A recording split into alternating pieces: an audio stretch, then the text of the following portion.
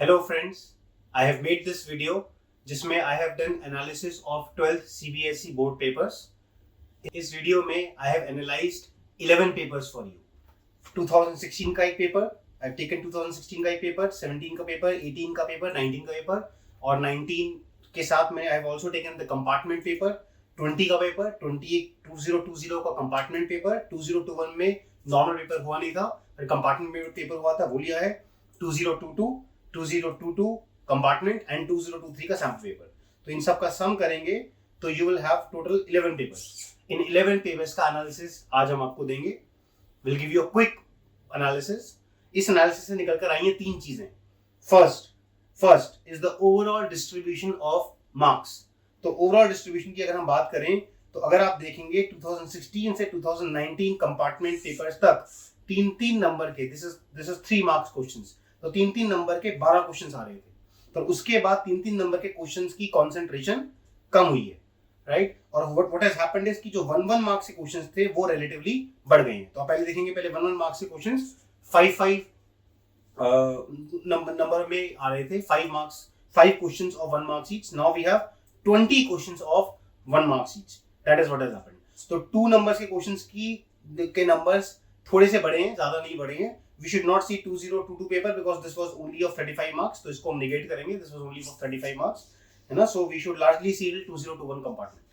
So एक पहली चीज क्या है कि the number of questions of 1 marks have increased. So you don't have to worry about writing long answers. It's more about knowing the content.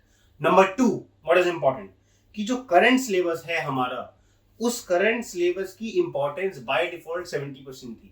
तो current syllabus क्या है? So let's just quickly go on to the current syllabus. What was the current syllabus? So this is the total number of chapters.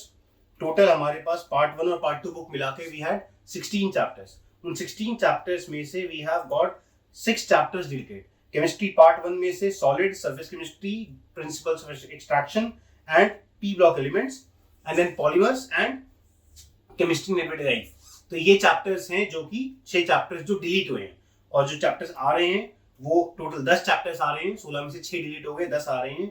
3 physical chemistry में है, solutions, electrochemistry और chemical kinetics. 2 inorganic में है, पूरा P block हट गया है, very nice. D and F block and coordination compounds. And 5 जो है ऑर्गेनिक के अंदर है. तो hello alkenes and hello arenes हो गया, alcohol, phenol, ethers, aldehyde ketones and carboxylic acids and derivatives and amines and lastly biomolecules. तो इन 10 chapters की जो इंपॉर्टेंस है, 5 ऑर्गेनिक के, 3 फिजिकल के और 2 इनऑर्गेनिक के, इनकी जो इंपॉर्टेंस है इट वाज ऑलरेडी 70%. तो ऐसा नहीं है कि कोई बहुत डिफरेंट पेपर आने वाला है इस साल, क्योंकि सिलेबस थोड़ा रैशनलाइज हो गया है. तो कोई बहुत डिफरेंट पेपर नहीं आने वाला. देखेंगे तो 2016 से लेके 2023 के सैंपल पेपर्स तक, 23 में तो खैर it does not make sense, we should see till 2021 as I said, क्योंकि 2022 में 35 मार्क्स का पेपर था.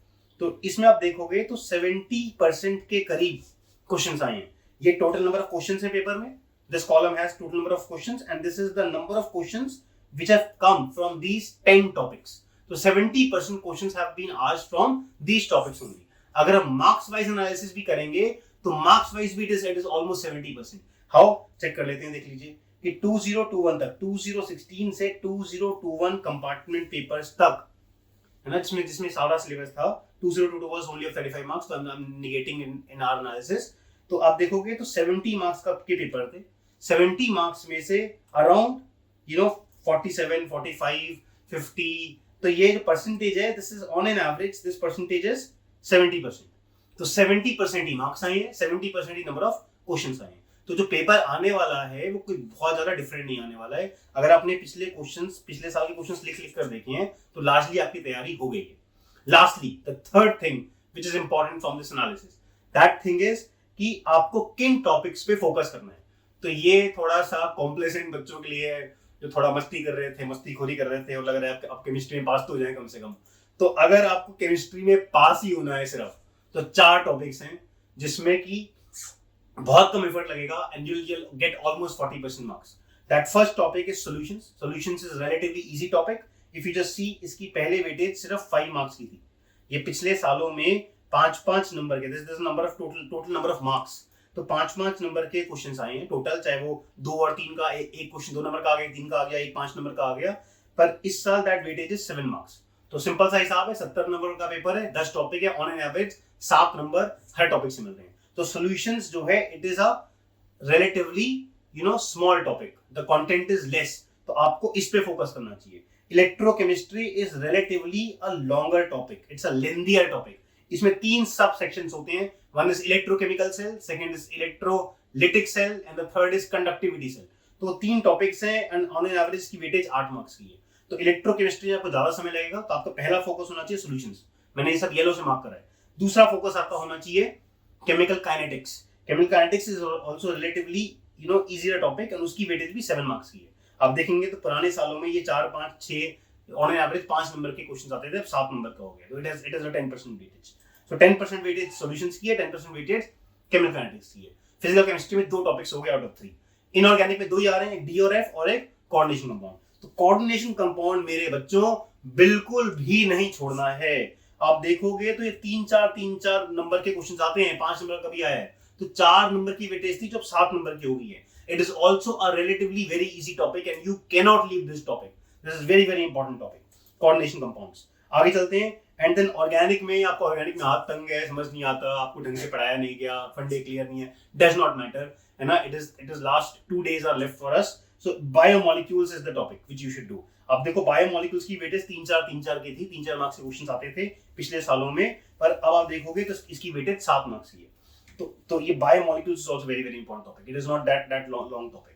तो ये 4 टॉपिक्स से आपको शुरू करना चाहिए इन माय ओपिनियन, है ना। हर टॉपिक की वेटेज 10% है, 10 टॉपिक आ रहे हैं, 70 नंबर का पेपर है। तो अगर आपको ऑर्गेनिक कम आती है तो you should first start with these 4 topics. First is solutions, then kinetics, then coordination compounds for inorganic, fourth is biomolecules. After that it depends upon you, तो आप कहीं कुछ भी कर सकते हो, या तो इलेक्ट्रोकेमिस्ट्री कर सकते हो। Electrochemistry is relatively lengthier topic, I would recommend आप हेलोवेरिन्स करो। हेलोवेरिन्स के बाद फिर अल्कोहल्स, फिनोल्स, ईथर्स करो, है ना। This again these 2 topics are lengthy topics, then probably you can go to DNF block elements and then electrochemistry and then aldehydes and amines. This can be a preferential order from my side. पर ये 4 topics तो बिल्कुल भी नहीं छोड़ने हैं। इसमें 40% marks आएंगे, 7 नंबर आएंगे, 7 चौक 28 हो गया 70 में से, और 40% का एफर्ट नहीं लगेगा, एफर्ट से 20% लगेगा। These are 4 topics very very important. Okay, so if I just summarize this in this video, I have given you summary of 3 things कि पहले एक नंबर के क्वेश्चंस ज्यादा आ रहे हैं, 3 नंबर के क्वेश्चंस कम हो गए हैं। तो आपको वन लाइनर्स लिखने हैं या 2 लाइनर्स लिखने हैं, आपको ज्यादा लिखने पे फोकस नहीं करना है, कंटेंट जानने पे फोकस करना है। That is number 1। नंबर 2, जो करंट सिलेबस है 10 टॉपिक्स का, वो उसकी वेटेज पहले भी 70% थी। 70% क्वेश्चंस पहले भी आते थे और वो 70 की जगह 100 हो जाएगा। तो कोई बहुत ज्यादा डिफरेंट पेपर नहीं आने वाला है। अगर आपने पिछले साल के पेपर्स को लिख कर देख लिया है तो there is a very high probability कि आप अराउंड 80-85% मार्क्स तो स्कोर फॉर श्योर कर लोगे, शायद 90% भी कर लोगे। तो नंबर 3 ऑब्जर्वेशन, तो नंबर 3 ऑब्जर्वेशन इज दैट आपको इन 4 टॉपिक्स पे फोकस करना है। First solutions, second chemical kinetics, third coordination compounds, fourth biomolecules. ये 4 टॉपिक पे फोकस करना है फॉर श्योर, अगर आपने बहुत कम प्रिपरेशन करी है तो। और उसके बाद का मैंने आपको ऑर्डर बताया है that you will start with haloalkanes, then alcohol phenol ethers. After that, you will talk about DNF block elements, and then you will talk about electrochemistry, and then you will talk about aldehyde ketones and carboxylic acids and amines. Right? You can tinker with the order depending upon you, but this is one of the possible orders which I have told you. Okay? Happy learning. Bye.